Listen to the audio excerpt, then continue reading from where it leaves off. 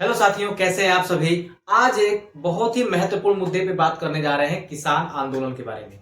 क्या ये मुद्दा है, क्या कारण है किसानों की इस आंदोलन का, क्या क्या मांगे हैं और किस प्रकार से राजनीतिकरण इसके हो रहा है इसके ऊपर, ये सारा चीज आज जानने का प्रयास करेंगे। और क्या ये आंदोलन सही है या सही नहीं है, इन चीजों के बारे में भी जानने का प्रयास करेंगे। तो बने रहिएगा वीडियो में लास्ट तक और चैनल को सब्सक्राइब और लाइक जरूर करिएगा। तो बात करें जय जवान जय किसान की, जब नारा दिया था स्वर्गीय लाल बहादुर शास्त्री के द्वारा, तो किसान और जवान जो है वो हमारे देश के लिए बहुत महत्वपूर्ण अंग होते हैं। और अगर बात करें जवानों की, तो देश की रक्षा का पूरी जिम्मेदारी उनके ऊपर होती है। और बात करें वहीं किसानों की, तो देश में अनाजों के उत्पादन की जो जिम्मेदारी है वो किसानों के ऊपर है। तो यहाँ पे बात ये चल रही है कि क्योंकि ये मुद्दा चर्चा में इसलिए है, जवान की बात तो नहीं करेंगे आज आज केवल और केवल किसानों के बारे में बात होगी कि दिल्ली में जो है किसानों ने बहुत बड़ा आंदोलन कर दिया एक बार फिर से। ये मैं इसलिए कह रहा हूं क्योंकि 2021 और 22 में यह आंदोलन हुआ था और उस समय सरकार ने उनकी मांगे मानी थी। और मानने का मतलब ये था कि अभी भी उस मांगों को पूरा नहीं किया गया था, ऐसा किसान नेताओं का मानना है। किसान नेता जो है वो कुछ मांगे लेकर के आते हैं और कहते हैं भैया आपने जो हमें आश्वासन दिया था वो आश्वासन आपने पूरा नहीं किया है और चुनाव भी आप पे आ गए हैं, और इसलिए जो है हम आंदोलन करेंगे और दिल्ली के अंदर जाएंगे। और बाकायदे दिल्ली सरकार ने या फिर कहते हैं केंद्र सरकार ने जो दिल्ली में बैठी हुई है, उसने दिल्ली के सारे बॉर्डर को सील कर दिया गया है ताकि किसान जो है वो दिल्ली में प्रवेश ना कर पाए। क्योंकि एक राजधानी में अगर किसान प्रवेश करेंगे थोड़ा सा समस्या आएंगी, इसके बारे में बात करेंगे। अब यहाँ पे कारण क्या है, किसान किन मांगों को लेकर गए हैं वहां पे। तो सबसे पहली जो मांग है वो है एमएसपी। याद रखिएगा, एमएसपी पे वो चाहते हैं एक कानून बन जाए, केंद्र सरकार एमएसपी यानी कि न्यूनतम समर्थन मूल्य के ऊपर जो है कानून बन जाए।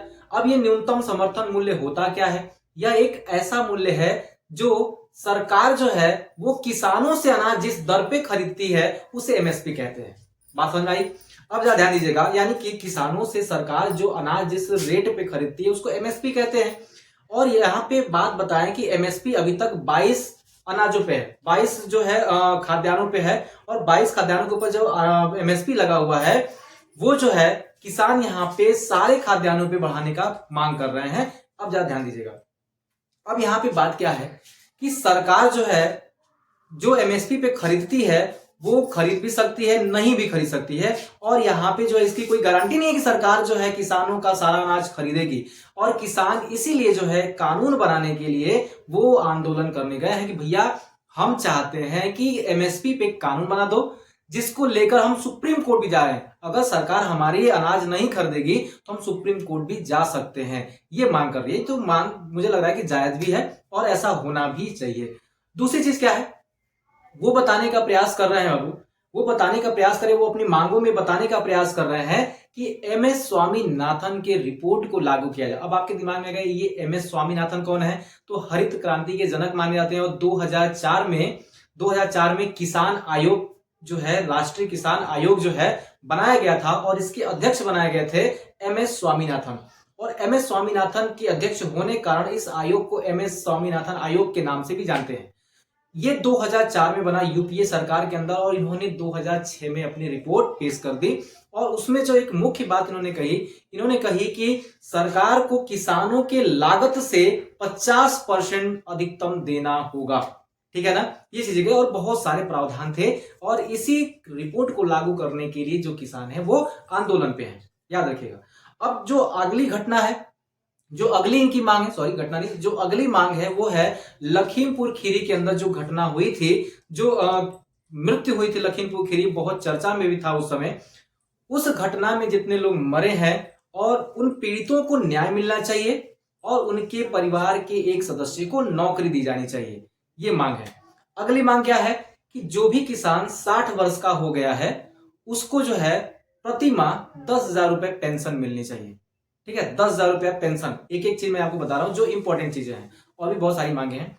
और अगली मांग इनकी जो है, जितना भी कर्ज है सरकारी या गैर सरकारी, वो सारा जो कर्ज है वो माफ किया जाना चाहिए पूर्ण रूप से सरकार के द्वारा। अब एक बात बता दूं आपको कि पूरे भारत के अंदर जो किसानों के पास कर्ज है उसमें पंजाब और हरियाणा के पास बहुत ही कम मात्रा में कर्ज है। ठीक है ना, और फिर भी वो लोग जो है कर्ज को माफ कराने के लिए आगे बढ़े। अगर देखिए आंध्र प्रदेश में ये आंकड़ा ज्यादा है किसानों के कर्ज का, ठीक है ना, लेकिन हम देखेंगे यहाँ पे तो कर्ज को माफी के लिए भी यहाँ पे आंदोलन करने जा रही है सरकार।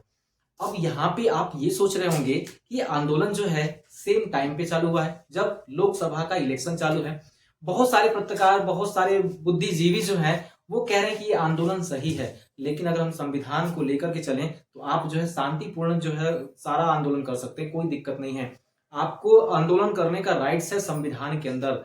लेकिन जरा ध्यान दीजिएगा, क्या एक दिल्ली जैसे सामरिक राजधानी के अंदर, दिल्ली जैसे जो कि पूरे विश्व के केंद्र में रहता है, उसके अंदर ट्रैक्टर को लेकर के पहुंच जाना, उसके अंदर जो है ट्रैक्टर को लेकर पहुंच जाना, वहां की संपत्तियों को तहस नहस करना, ये एक आंदोलन नहीं हो सकता।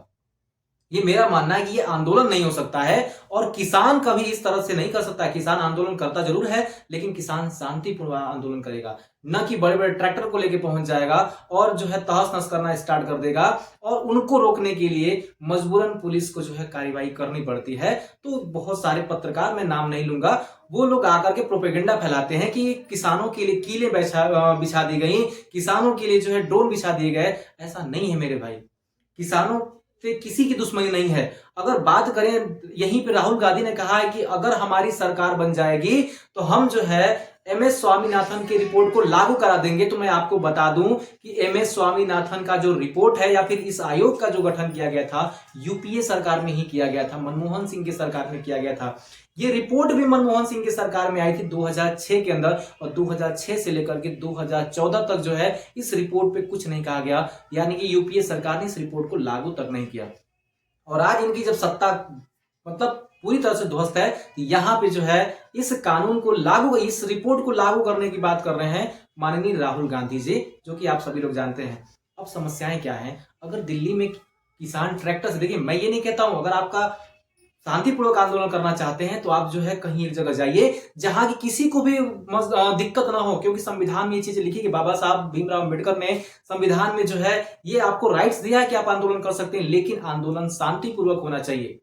और आंदोलन ऐसा होना चाहिए कि दूसरे व्यक्ति को उससे कोई परेशानी ना हो, दूसरे व्यक्ति को उससे कोई परेशानी ना हो। लेकिन ये बताइए, जब आप सैकड़ों हजारों ट्रैक्टर लेकर के एक छोटी सी राजधानी दिल्ली में आप प्रवेश करेंगे तो वहां पे यातायात का जो है आप वार्ड लगा कर रख देंगे, वहां की संपत्तियों को तहस नहस करेंगे। ये बताइए, एक भारत जैसे सांस्कृतिक देश में, भारत जैसे विशाल देश के अंदर जो है उसकी ही राजधानी को क्षति पहुंचाना, क्या ये सही है? कमेंट करके जरूर बताइएगा आप लोग। मुझे जहां तक लगा, मेरे विचारधारा में जो है, मैं ये मानता हूं कि किसानों के साथ उनकी मांगों को पूरा होना चाहिए, लेकिन मैं इसका विरोध करता हूं, मैं इसका खुले तौर पर विरोध करता हूं कि ऐसा उपद्रव नहीं होना चाहिए। अगर आप उपद्रव करेंगे तो यहाँ पे जो सेनाएं हैं, जो सुरक्षा बल हैं, वो मजबूर हैं यहाँ पे कार्रवाई करने के लिए। तो यहाँ पे जो है डबल चश्मे से नहीं देखना है हमें जो है चीजों को एनालाइज करके देखना है क्या चीजें सही है। क्योंकि आप याद रखिएगा, किसान के नाम पे उसमें बहुत सारे राजनीतिक पार्टियां भी जो है वो अपने अपने कैंडिडेट खड़ा करके, अपने अपने लोगों को खड़ा करके जो है उपद्रव मचाने का काम करती हैं, सौहार्द को बिगाड़ने का काम करती हैं। लेकिन इसमें आपसी सौहार्द आप नहीं बिगाड़ेंगे। कुछ पत्रकारों को भी मैंने देखा कि वो लोग भी जो है वो इस उपद्रव का समर्थन करते हुए नजर आ रहे हैं। लेकिन ये जो है हमारे देश की संस्कृति के लिए, देश के कल्चर के लिए बहुत ही घातक हो सकता है। इसलिए मैं कहता हूं कि आप लोग कमेंट करके जरूर बताइएगा, क्या ये आंदोलन सही है? अगर ये आंदोलन शांतिपूर्वक है तो मैं कहता हूं कि ये आंदोलन सही है। आंदोलन करने का अधिकार